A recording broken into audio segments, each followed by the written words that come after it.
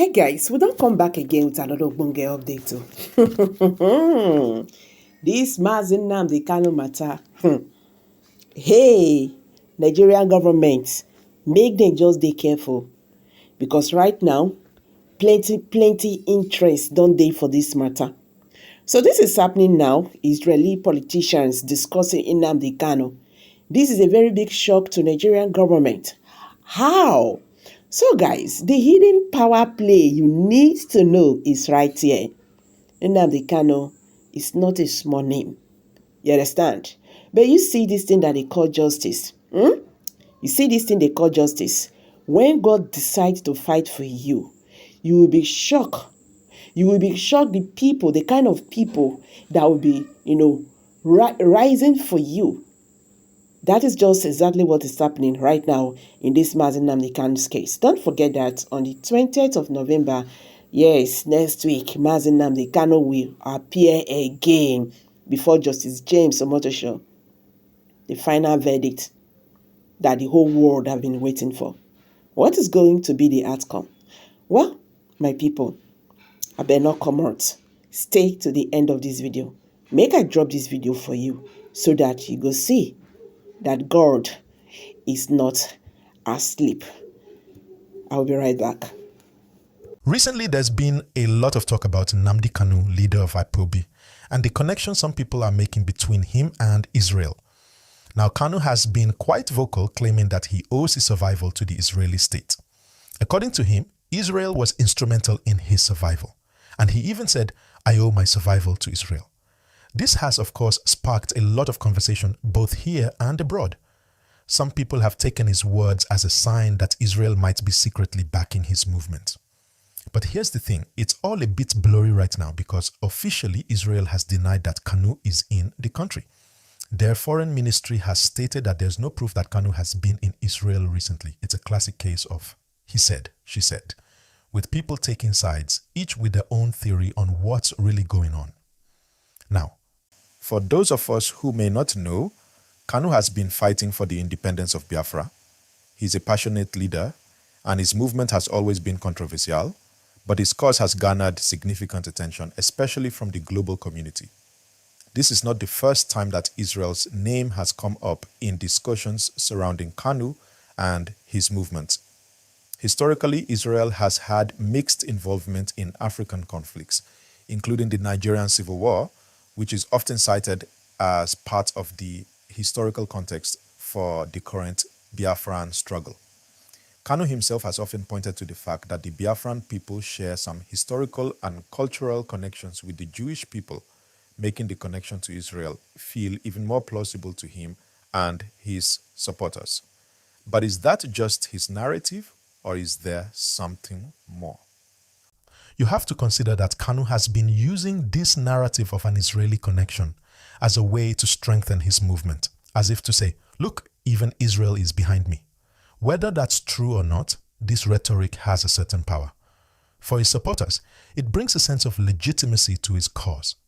It's like adding international weight to what they've been fighting for locally. But here's the twist. Israel has consistently distanced itself from taking a side in this matter. The Israeli government has been clear that it doesn't support the idea of Biafra's independence, and in fact has maintained a neutral stance on the entire conflict. So why the sudden rumors, and what does it mean for Kanu's movement? This all plays into the larger picture of international diplomacy and how countries engage with these kinds of issues. Israel, for example, has significant interest in Nigeria, including trade, security, and technology cooperation. Nigeria is a key partner for Israel in Africa, and anything that could destabilize the relationship between the two countries, especially something as sensitive as supporting a separatist movement, would have serious repercussions. So, while Kanu's claims about Israel may serve his own narrative, Israel's government would be cautious not to make any move that could jeopardize its relationship with Nigeria. This makes sense when you consider how Israel has been involved in various international relations, always playing it safe when it comes to political matters that are not directly related to their national interests. The Israeli government's stance on this issue reflects a broader pattern in how international players deal with movements like Kanu's IPOB. There's often a balancing act between supporting human rights and sovereignty, while at the same time not meddling in the internal politics of other countries. And this is something that Nigeria has always been sensitive to, the idea that foreign nations could interfere in its sovereignty. In fact, the Nigerian government has constantly pushed back against foreign interference in its internal issues, and this could be another reason why we are seeing these mixed messages about Kanu's relationship with Israel. It's a game of political chess, with Israel trying to keep its hands clean while also ensuring that it doesn't lose its footing in Nigeria. Now, the question remains, how much of Kanu's connection with Israel is real, and how much is it just a strategic move to gain more traction for his cause? There's no concrete evidence to show that Israel is actively supporting IPOB or advocating for Biafran independence, and yet the rumors keep circulating. This could be a classic case of misinformation or exaggeration that's being used to manipulate public opinion, both in Nigeria and abroad. The reality is that Kanu's fight for Biafra is deeply personal, and while international actors might take sides in small ways, the real issue is the internal struggle within Nigeria. On the ground, Kanu has become a symbol of defiance against the Nigerian government, and his words have a powerful impact. Every time he mentions Israel, it raises more questions about the extent of international support he might have. Is it just symbolic, or is there something more behind it? We don't know for sure, but one thing is clear. The international community is watching, and so are the Nigerian people. The more Kanu aligns himself with international players, the more the spotlight shines on Nigeria's handling of internal dissent. It's a complex issue that ties together nationalism, geopolitics, and personal ambition. Kanu's case is just one example of how local movements can gain international attention by framing themselves in a global context. It's no secret that Israel has a strong global brand, especially in terms of its advocacy for sovereignty and self-determination. So, if you're Nnamdi Kanu, leveraging Israel's name could be a clever way to gain more legitimacy for your cause. However, the question remains whether Israel truly supports this, or whether it's just a convenient rhetorical device for Kanu and his supporters. Israel's silence is deafening and the speculation continues. So, where does this leave us? If you're following the situation closely, you have to question the authenticity of some of these claims. While Israel has denied any official connection with Kanu or his movement, it's clear that this narrative of international support plays a significant role in the ongoing struggle for Biafran independence.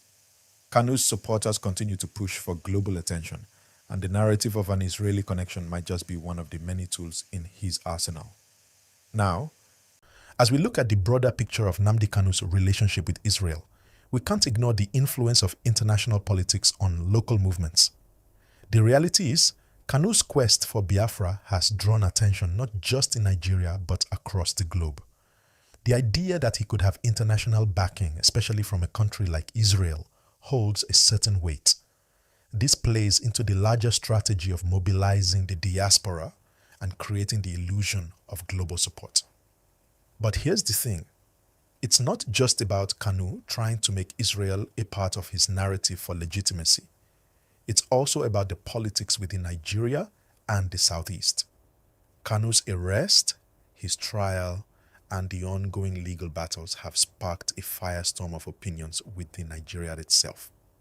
Some people view him as a hero, a freedom fighter pushing for the rights of the oppressed, while others see him as a threat to the nation's unity. These deep divisions are what Kanu is tapping into. The idea that Israel or other foreign states are involved gives his movement a certain kind of power. It's no longer just a domestic issue, it's international. Now think about it. If Israel were to openly back Kanu, that would be a massive shift in the dynamics of Nigeria's political landscape. It would make the Nigerian government's handling of the IPOB issue far more complicated.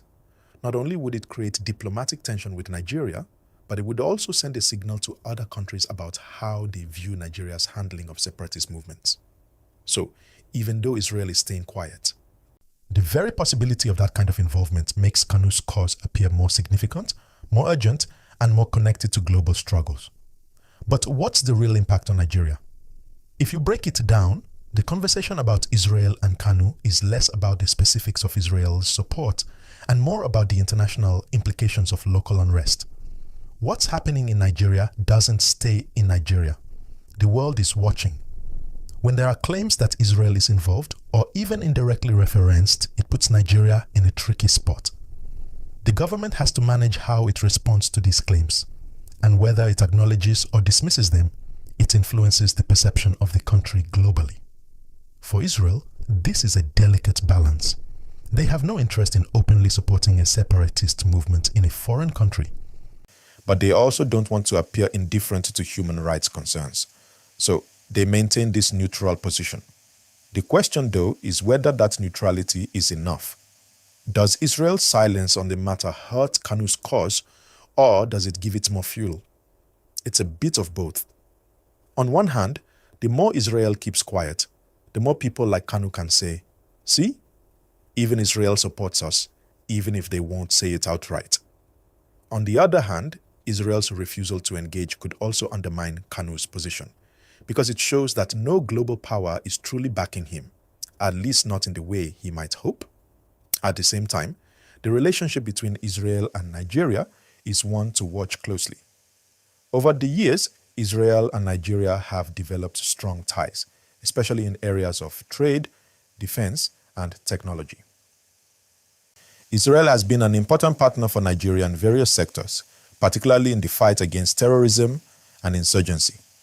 This partnership is too important for Israel to risk by becoming publicly involved in Nigeria's internal conflicts. So even if there are factions within Israel that sympathize with Kanu's cause, it would be highly unlikely for the Israeli government to take an official stance on the matter. But let's not ignore the reality. For the people in the southeast, Kanu's struggle is a personal one. This is not just about politics, it's about identity, heritage, and the fight for self-determination. There's a deep sense of frustration and injustice felt by many in the region, and Kanu's words resonate with that. His message has gained traction because it taps into these feelings of alienation and marginalization. When Kanu speaks about Israel, it's not just a political statement, it's a cry for help, a demand for recognition on the global stage. Now, let's zoom out for a second. What does this all mean for Nigeria's future? The more Kanu's cause garners international attention, the more pressure there will be on the Nigerian government to address the root causes of the unrest. Whether or not Israel gets involved directly, the conversation around Biafra will continue to be a significant part of Nigeria's political landscape. The government cannot afford to ignore it, and the international community will likely continue to monitor the situation closely. In conclusion, whether or not Israel is directly involved in Kanu's movement is almost beside the point. What matters more is the perception that Israel and other global actors could be involved. This perception gives the movement a sense of legitimacy and international relevance. The Nigerian government will have to navigate this complex web of domestic and international pressures. Kanu will continue to play the international card, and the world will keep watching. The big question is, how will this affect the future of Biafra and Nigeria's unity? Let's talk about this more in the comments. What do you think? Do you believe Israel's involvement in Kanu's movement is real, or is it just part of his strategy? Do you think Kanu's claims about Israel help or hurt his cause? Drop your thoughts below. And if you haven't already, make sure to like this video and subscribe so you don't miss out on more updates like this. Let's keep the conversation going, and I'll see you next time. You don't know law. Your own constitution you don't respect. Supreme Court judgment you don't respect. Then why are we in the court of law? Why are we in the court of law, I ask? Nonsense. You think Britain can ask you to jail me and you jail me? You are dreaming. You are dreaming. I'm telling you that you are dreaming. Nonsense.